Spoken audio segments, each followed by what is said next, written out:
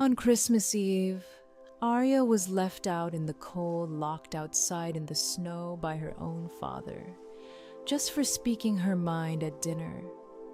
As she shivered in the darkness, watching her family celebrate through the window, a black limousine pulled up. Out stepped her billionaire grandmother Josephine. Without a word, she took one look at Arya's frozen form and commanded the house be demolished. But what did she mean by that? Let's find out together. The wind howled around Arya as the limousine doors swung open. The cold had seeped deep into her bones, leaving her too numb to protest. She had no strength to move, no will to fight. Her arms hung at her sides like dead weight, and her body felt like it might shatter if she moved at all.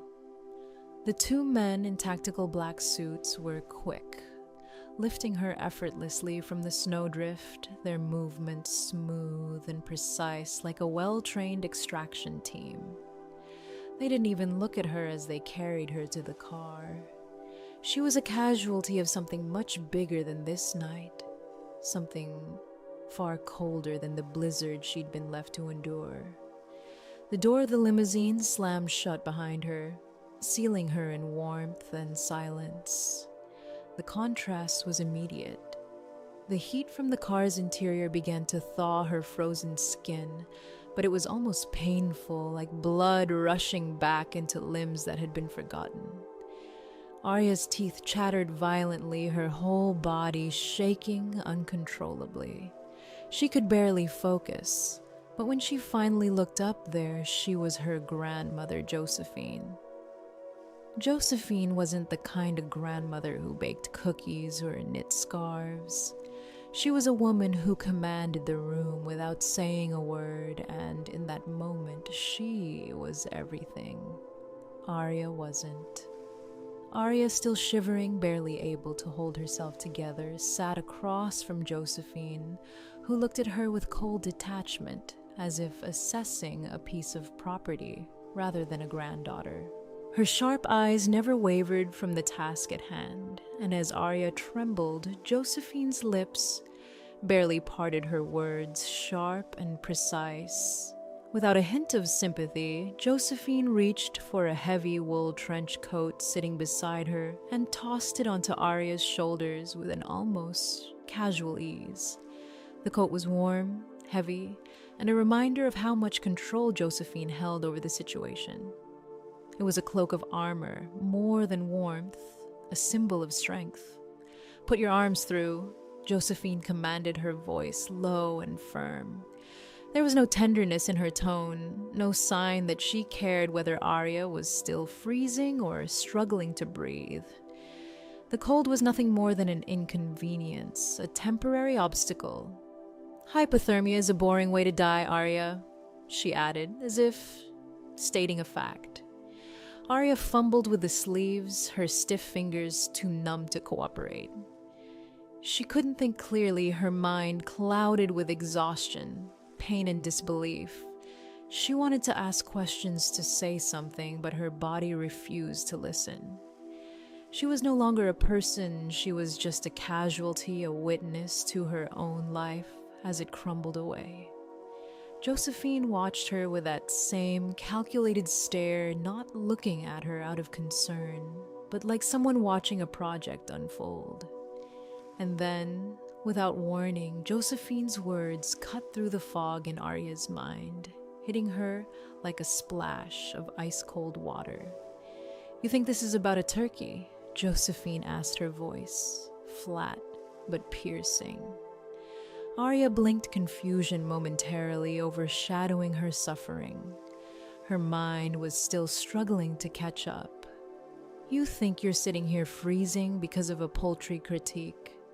Arya opened her mouth, but Josephine didn't wait for her to speak. The older woman's eyes didn't leave the house they were parked in front of, and her gaze hardened as she continued. "He didn't lock you out because you were disrespectful, Arya. He locked you out because he felt small. Look at him." The words didn't make sense at first, but Arya followed Josephine's gaze to the window where her father, Gregory, stood, glass of wine in hand, his expression smug as he looked at his new wife, pretending everything was fine. Josephine's voice dropped lower, colder, and Arya could hear the precision in every word. That is a man with a glass ego. A weak man only feels strong when he is making someone else suffer. He needs a thermometer to measure his power. And tonight, your shivering is his proof of life. Arya's mind couldn't wrap around it. She had spent months trying to understand why her father had been so cruel, why he seemed to take pleasure in her failure. She thought it was because of her, because she wasn't good enough, because she hadn't lived up to his expectations. But Josephine's words shattered that illusion. "It's not punishment, Arya." Josephine continued, her voice still steady, still unshaken by the emotion swirling inside Arya's chest. "It's fuel." The words hit Arya harder than the cold ever had. The realization spread through her like fire, but it wasn't comforting. It was freeing. Josephine was right. This wasn't about a turkey. This wasn't about her failure. This was about Gregory's need to control, to belittle, to make her feel worthless, so that he could feel powerful. Arya had been a pawn in his game, a battery for his narcissistic ego, and she'd been conditioned to accept it. Josephine didn't offer comfort, didn't try to fix the situation with empty reassurances. Instead, she handed Arya the clarity she needed, even if it came at a painful cost. It wasn't about survival. It was about understanding the truth and taking back control. As Arya sat there, wrapped in the heavy coat, her fingers finally working to adjust the sleeves, she looked out the tinted window again, her thoughts racing. For the first time, she didn't feel like the weak one. She wasn't the problem. Her father was. And Josephine was showing her how to fight back. Arya sat back in the plush leather seat, the warmth from Josephine's coat beginning to seep into her body, but it wasn't enough to shake the cold that had settled deep inside her. Her mind spun the weight of Josephine's words, pulling at her from all sides. She hadn't understood, not until now. For months, she had beaten herself up, thinking that her failure, her business collapse, the loss of everything she had worked for, was what had caused her father to turn on her. She had thought that she was the one who had failed him, that her mistakes had somehow made her unworthy of his love.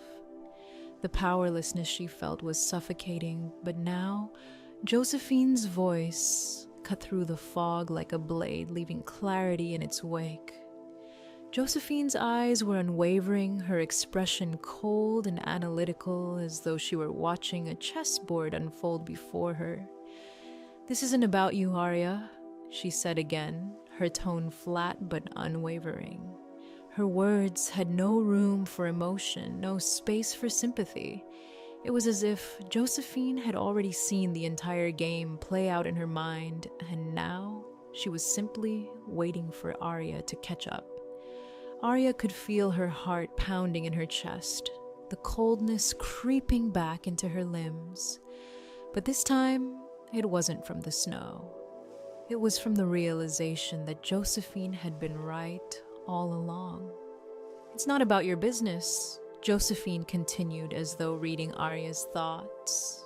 "It's not about your failures or your mistakes. It's about control." The words seemed to hover in the air between them, heavy with the weight of truth. Arya wanted to argue, to fight back, but she couldn't. The words hit her like a slap to the face. All this time she had thought that her father's cruelty had been a consequence of her own shortcomings. That if she had just tried harder, if she had just been better, then he would have accepted her again. But Josephine was telling her something different. She was telling her that it had never been about her at all. It had always been about him. Your father needs control. Josephine's voice broke through Arya's thoughts. He can't stand anyone who threatens his position, anyone who challenges his authority. Your failures, your attempts to break free are a threat to him. He needs you to stay small, Arya. He needs you to stay in that place where you're always looking for his approval, always trying to make up for something you didn't even do wrong. Arya could feel the sting of Josephine's words, but there was something else too, something inside her that was starting to wake up. Her breath came in shallow gasps, her chest tightening as the fog of confusion began to lift. For the first time, she wasn't seeing her father's behavior as something she deserved, as something that was her fault. She was seeing it for what it truly was, a manipulation, a way for him to keep her under his thumb. The realization was a slow burn, but it was a fire that would not be easily extinguished. She'd been so sure of herself, so certain that if she just kept her head down, just stayed quiet, she would find her way back into his good graces. But the truth was, she had never been in control. She had never been in control of her own life, not as long as she was trying to please him, trying to make him proud. She had been nothing more than a pawn in his game of dominance. He knows exactly what he's doing. Josephine continued, her voice cutting through Arya's thoughts. He's not locking you out because you're a disappointment, Arya. He's locking you out because he wants to make you feel that way. He wants you to freeze, to beg for warmth, to show him that you can't survive without him. But what he doesn't realize is that he's doing this to everyone in his life.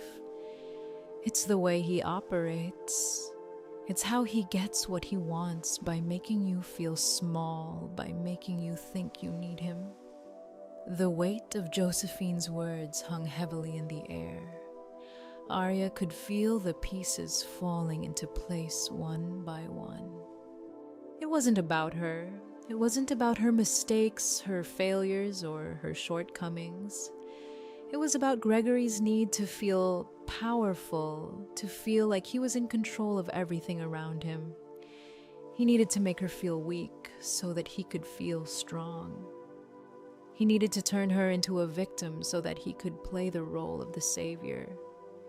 You've been conditioned, Josephine said, her voice softer now, but still carrying that cold edge of truth. You've been taught to think that you're nothing without his approval, that you have to earn his love. But what you need to realize, Arya, is that you don't need him. You never did. The words felt like a wave crashing over Arya, sweeping away the guilt and the self-loathing that had been building inside her for so long. She had been so focused on trying to fix herself, on trying to make her father see her worth, that she had forgotten something essential. Her worth didn't come from him. It never had. For the first time, Arya felt the grip of her father's control loosen. She had spent so much of her life trying to make him see her as good enough, as worthy of love. But now in this moment, she was beginning to see the truth. She didn't need his approval. She didn't need his love. She had always been worthy, and she had always had the power to take control of her own life. Josephine's voice broke through her thoughts again this time, with a finality that left no room for doubt. "It's time to stop pretending," she said, her tone firm and unyielding. "It's time to stop trying to fix yourself to fit into his world. You've been living in his house, but you've never been his. It's time to take what's yours." As the words settled over Arya, she felt something inside her shift. The fog was gone, replaced by a sharp, clear understanding of what she had to do. For the first time in years, she felt like she could breathe. Josephine's cold logic had cut through the layers of self-doubt and shame, and now Arya was seeing herself and her father for what they truly were. She wasn't the problem. She never had been. The limousine sat in the driveway, the only light the faint glow of the dashboard flickering in the darkness. Inside, the warmth of the car contrasted sharply with the cold that still lingered in Arya's bones. Josephine leaned back, her eyes fixed on the dark silhouette of the mansion in front of them. There was no hurry. She was in no rush. The game was already in motion. In the house, the holiday cheer that had once filled the space was slowly dissolving into something much darker.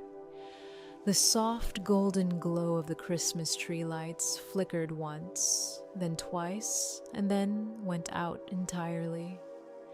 The grand foyer, once filled with the sounds of laughter and the clink of glasses, was now bathed in a ghostly stillness. The music, a soft jazz tune playing in the background, cut off abruptly. Inside the house, Gregory didn't even notice at first. He stood in the living room, a drink in hand, laughing with his wife and daughter as if everything was perfectly fine. He didn't even glance toward the windows where the darkness had begun to creep in, taking over the cheer of the evening. It was as if he hadn't realized that the entire power of his house had just been cut off. Josephine, however, felt the shift in the air.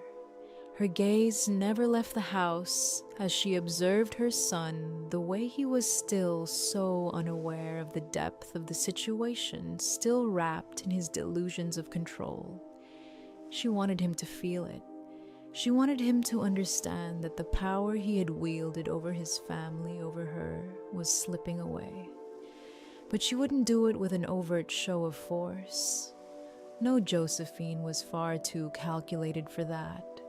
Her power lay in the quiet, the subtlety, the moments of perfect stillness that made the world feel like it was teetering on the edge of collapse. She glanced at Arya, whose body was finally thawing the warmth of the coat, now comforting in the silence.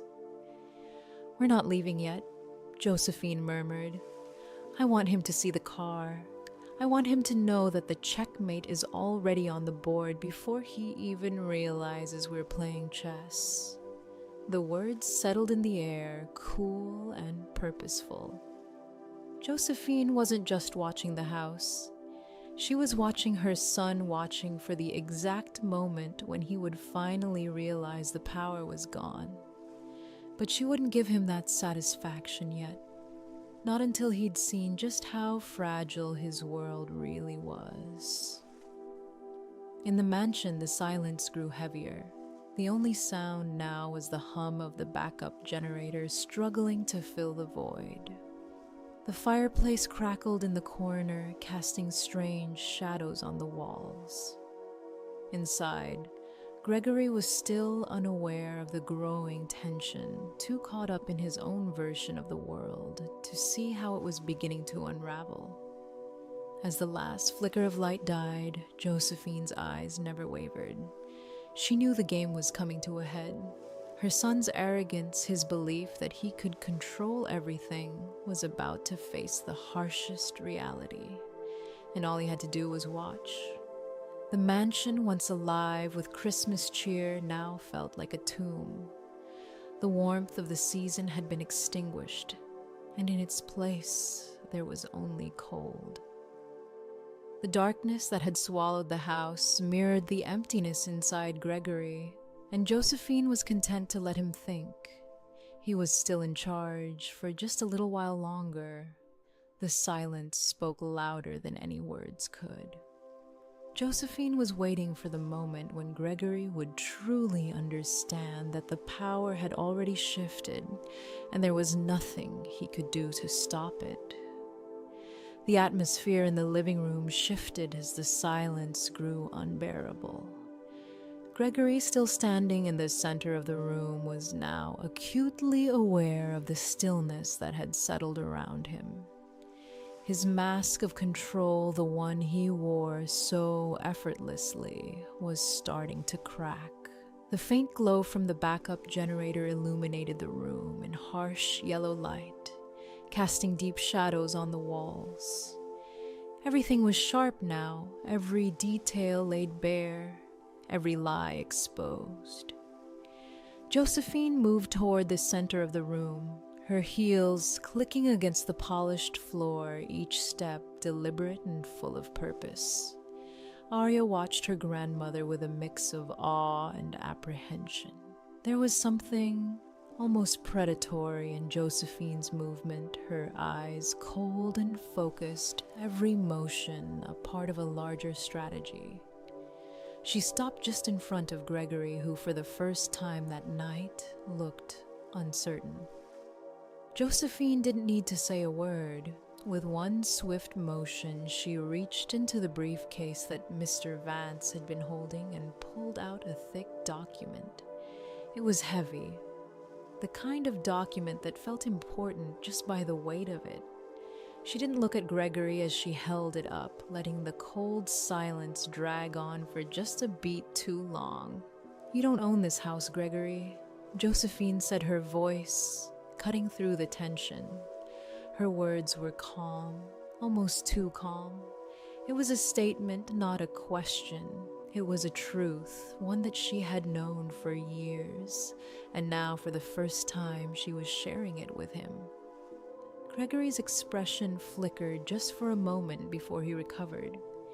His arrogance, the pride that had always defined him, was still there, but now it seemed weaker, fragile. He reached for the document, his hand shaking slightly, but Josephine didn't let him take it. Instead, she let it dangle in the air between them as if the document itself was a weapon and Gregory was about to be struck by it. "This document," Josephine continued, "was signed by you 10 years ago. You don't even remember, do you?" Gregory's eyes darted to the document and then back to Josephine. There was panic in his gaze now, something he hadn't allowed anyone to see for years.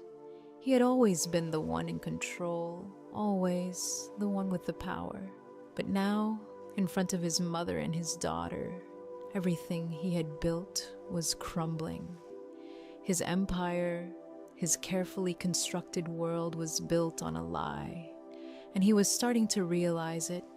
"You signed this over to me, Gregory," Josephine said, her voice now taking on a sharper edge. "I've owned this estate for years, and so, by the terms of this agreement, the land, the house, the entire Harrison Holding Company, all of it, belongs to Arya now." The words seemed to echo in the room, bouncing off the walls, filling the space with an air of disbelief. Arya's heart pounded in her chest as she absorbed the truth of it. She had never known. She had spent her entire life under the illusion that Gregory controlled everything, that he was the one who held the power.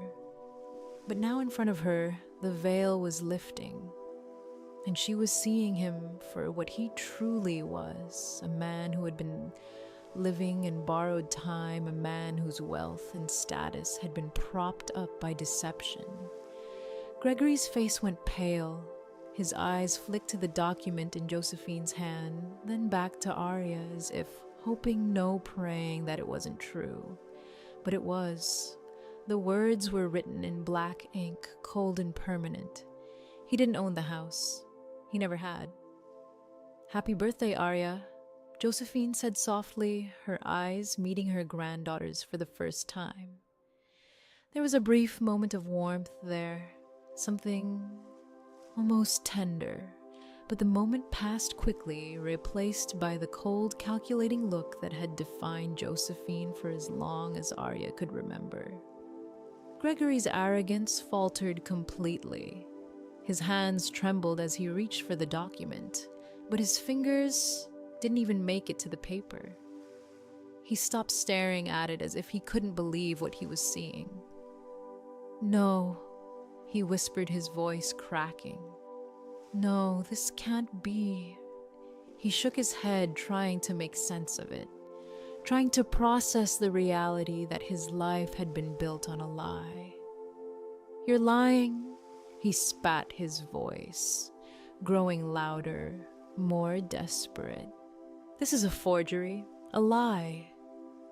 But Josephine didn't flinch. She had no need to defend herself. The truth was already out there, and Gregory's fury was nothing more than the final twitch of a dying beast. "It's not a forgery, Gregory," she said, her voice calm, almost pitying. "It's the truth, and now it's time to face it." The room was deathly quiet. Arya could feel the shift in the air the moment when everything changed. Gregory, the man who had spent his entire life controlling others, now found himself at the mercy of the very people he had manipulated. His empire was gone, and in its place was only the stark, cold reality of his own fallibility. For the first time, Arya felt a wave of something she hadn't felt in years' strength. Her father was no longer the one who held the power. She was.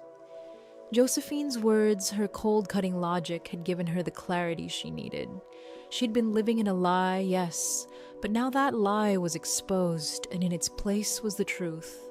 And the truth was that she had always had the power to change her life. She didn't need Gregory. She never had.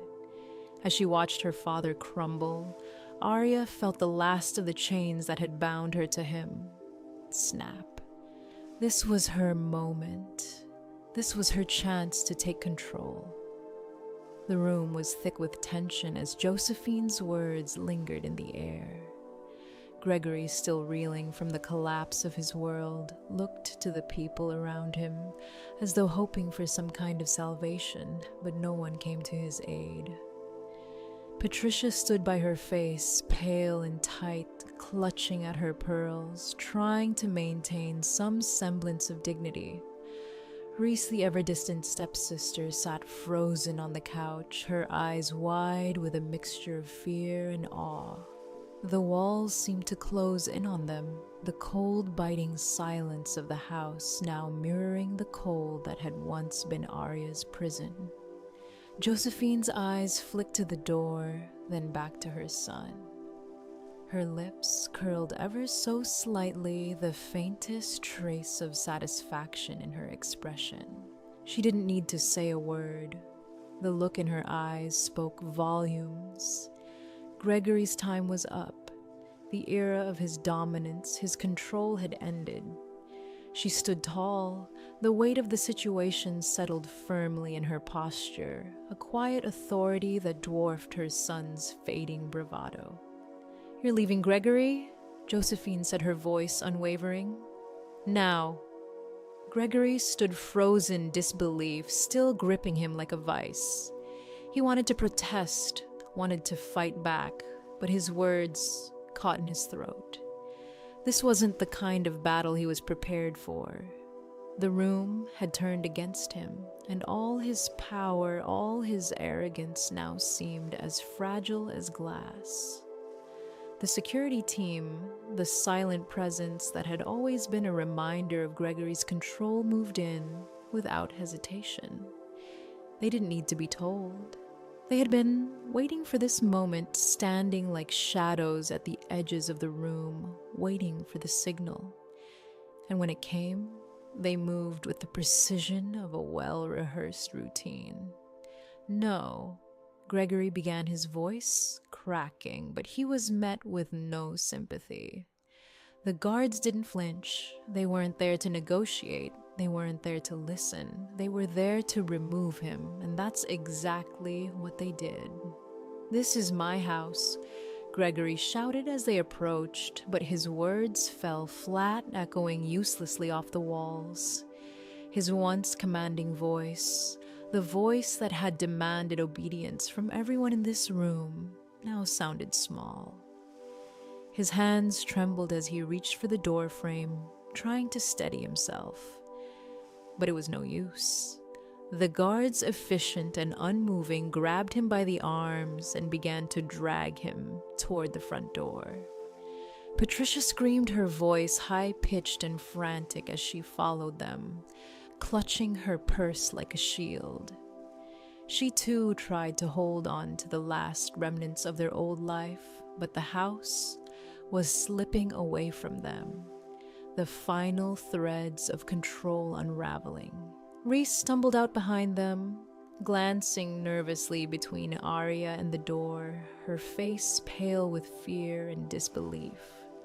Arya watched it all, her heart pounding in her chest. It was surreal, this moment, as though time had slowed and the world outside had faded away.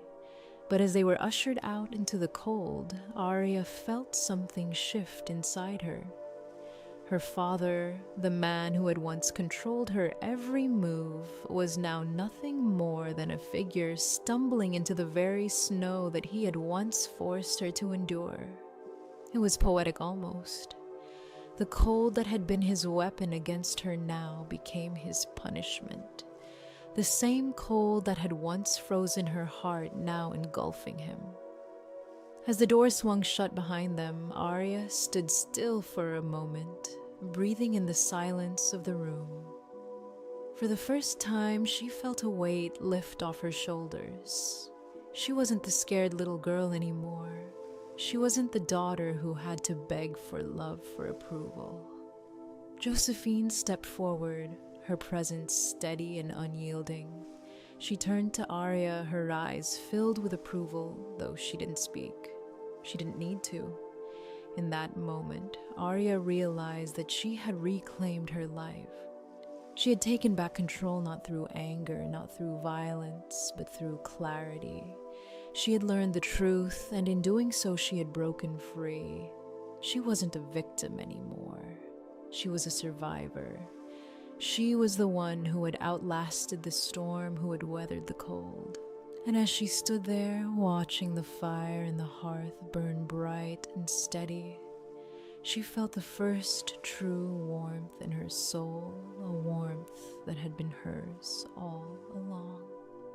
Arya's journey from victim to survivor is a powerful reminder that we all have the strength to reclaim our lives, no matter how cold the world may seem. If you know someone who needs to hear this story, share it with them.